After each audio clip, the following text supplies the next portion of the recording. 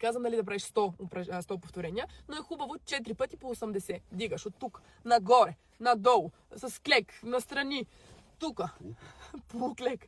Просто ти си го усетиш, то ще си ти дойде отвътре и след като го направиш цялото това нещо. Звъни на 112. А? На 112. Чакай, вече вика, звъниш на 112. Глупости! Не, това е абсурдно, за контузии такива неща въобще не го мислиш.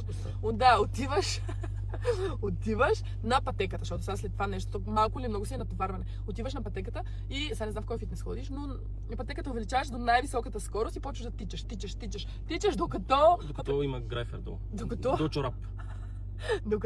Нали, така звучи комично, но докато грайфера ти се стопи, тичаш, или, например, токов удар, ако има, нали, спре, спираш и ти, или ако спре тока, нали. Но иначе не спираш. След това ключовото. То няма гаранция, че ще има след това. Защо? Отиваш пред огледалото и това вече си е, нали, най-важното тренировката. Правят се от 3 до 33 серии селфита в огледалото. За Инстаграм, естествено, се правят тези. Нямаш Инстаграм. Ти нямаш Инстаграм!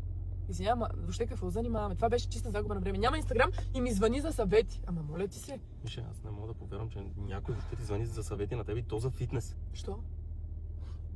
Нищо. Кажи това напред. А ти всъщност ти не ходиш ли с треньор? Пък знам само с ти. Ох, Венци, айде моля ти се.